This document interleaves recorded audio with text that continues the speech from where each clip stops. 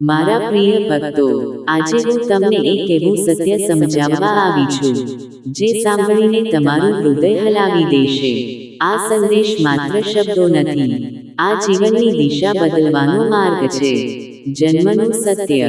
મારા ભક્તો, જ્યારે આત્મા આ ધરતી પર આવે છે, ત્યારે એ ખાલી હાથ આવે છે. એને કોઈ ઓળખ નથી, કોઈ નામ નથી, કોઈ આધાર નથી. પણ ભગવાન પહેલા કોને આપે છે તમારો સહારો? માતા પિતાને. માતા પિતા એ જ છે, જે ભગવાનના રૂપમાં તમારી પાસે આવે છે. બાળપણની કથાની યાદ કરો એ દિવસો, જ્યારે તમે નાનું બાળક હતા. તમે પડી જાઓ તો સૌથી પહેલા દોડીને કોણ આવે? તમારી માતા.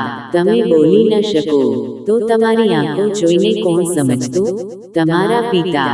મારા ભક્તો, ત્યારે તમે ક્યારે સમય નથી કહ્યું હતું? ના, કારણ કે એ સમયે તમારું આખું જીવન એમના આસપાસ જ હતું. આજની કડવી હકીકત. પણ આજે શું થયું છે? સંતાન મોટું થયું, પૈસા આવ્યા, મોબાઈલ આવ્યા, દુનિયા વધી ગઈ, પણ દિલ નાનું થઈ ગયું. આજે માતા પિતા ફોન કરે છે તો આપણે કહીએ છીએ, હવે બિઝી છું, પછી વાત કરીશું. પણ હું માં મેળી કહું છું, આ પછી ક્યારેય આવતું નથી. સમયનું કડવું સત્ય. મારા ભક્તો, સમય સૌથી મોટો ગુરુ છે, જે તમને બધું શીખવે છે, પણ પાછું ક્યારેય નથી આપતો. એક દિવસ આવશે જ્યારે તમે ઘરે આવશો, પણ એ દરવાજા પાસે તમને બોલાવનાર અવાજ નહીં હોય. એ ખુરશી ખાલી હશે, એ આંખો બંધ થઈ ગઈ હશે, અને ત્યારે તમે કહેશો, કાશ થોડો સમય આપી દીધો હોત. પણ ત્યારે બહુ મોડું થઈ જશે. માતા પિતાનું નિસ્વાર્થ પ્રેમ. મારા ભક્તો, આ દુનિયામાં ઘણા સંબંધો છે, પણ એક જ સંબંધ એવો છે જેમાં કોઈ સ્વાર્થ નથી. માતા પિતા. તમે સફળ થાઓ તો સૌથી વધારે ખુશ કોણ થાય? માતા પિતા. તમે નિષ્ફળ થાઓ તો સૌથી પહેલા સહારો કોણ આપે? માતા પિતા. સેવા એટલે સાચી ભક્તિ.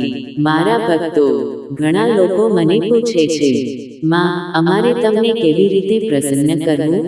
હું કહું છું, મંદિરમાં ફૂલ ચડાવવાથી નહીં, મોટા યજ્ઞ કરવાથી નહીં, પણ માતા પિતાની સેવા કરવાથી. જે સંતાન માતા પિતાની સેવા કરે છે, એના દરેક પગલા પર મારા આશીર્વાદ રહે છે. ઘર જ મંદિર છે.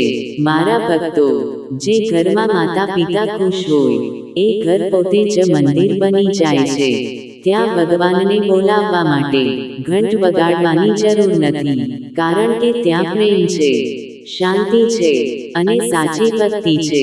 અવગણનાનું પરિણામ. પણ જે સંતાન માતા પિતાને અવગણે છે, એના જીવનમાં ધીમે ધીમે મુશ્કેલીઓ વધે છે. પૈસા હોવા છતાં શાંતિ નથી રહેતી, સફળતા હોવા છતાં ખુશી નથી રહેતી, કારણ કે જ્યાં માતા પિતાનું દિલ દુખે છે, ત્યાં સુખ ટકતું નથી.